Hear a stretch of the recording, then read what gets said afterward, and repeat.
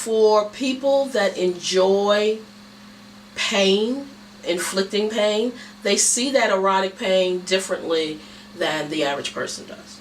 I also have to explain to people that it is not pain for pain's sake. It truly is erotic pain. It is the difference between me walking over and pinching your nipple as hard as I can right now. Mm-hmm. Of course, that hurts. That's sheer pain. Mm-hmm. But then if you think in the course of if you were in lovemaking and someone pinched your nipple that exact same degree, your brain may very well transmit that to, oh, that hurts so good. Mm-hmm. Do that again. Mm-hmm. Yes, it's sensual, and yes, it's sexual, and yes, it could lead to sex, but it does not have to be sex. People automatically think that this is just kinky sex and we're just running around here willy-nilly beating people and fucking everybody. Mm-hmm. And that's not what it's about. If you don't understand it, then listen, ask the questions of the person before you try and decide that. And it might not be for you, but respect the fact that it is for them. Describe the various categories there are. Okay. It's the client. Okay, for a professional dame, she's doing this for her as her job, and so this is fulfilling whatever his fantasy is for that period of time, which is usually the hour and a half, or whatever it is. Okay. Okay. She finds out a little bit about him, what his fetishes are, what are the things that he really enjoys, what doesn't he enjoy, what is his hard limits, and then she builds a scene around that. Okay. He usually does not know what the scene is. He may know that, oh, I really love spanking, so spanking is going to be incorporated in this somewhere, but he may not know what's going to happen. Then there is submissives that want to serve mistresses on a personal level, not a professional level. Okay. There's part-time slaves that are submissives that serve you. The difference between submissive and slave, once again, it's potato. Okay. I use them interchangeably because for me, anybody that deals with me, that interacts with me on a personal level, they have the ability to be either or. A slave gives themselves totally over. They trust that person totally, mentally, physically, emotionally, spiritually, and they give themselves over to them.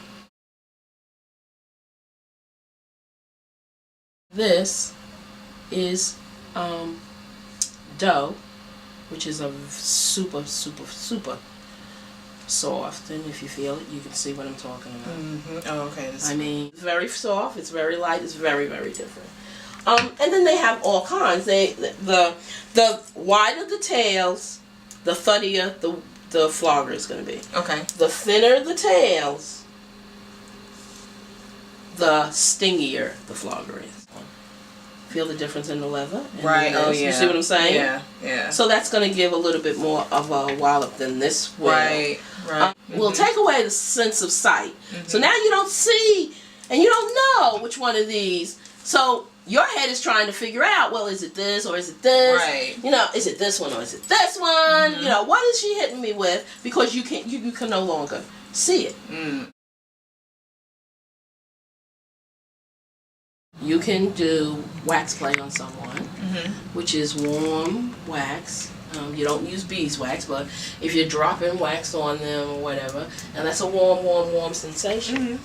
And you take an ice cube, that's a cold sensation. But if you intermingle them, after a while, the mind can't tell you what's hot, what's cold.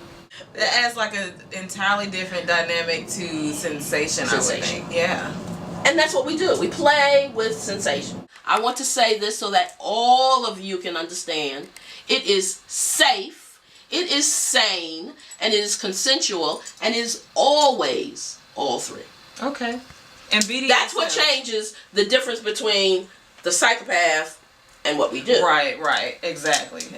And so, and BDSM, just for clarification, is bondage, discipline, sado, okay. Masochism. And the sadist is the one that... The sadist is the giver of the pain. Of the pain, right. Of the erotic pain. Okay.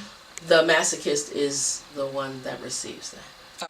Okay, and I read in an article that it's mostly men that enjoy erotic pain.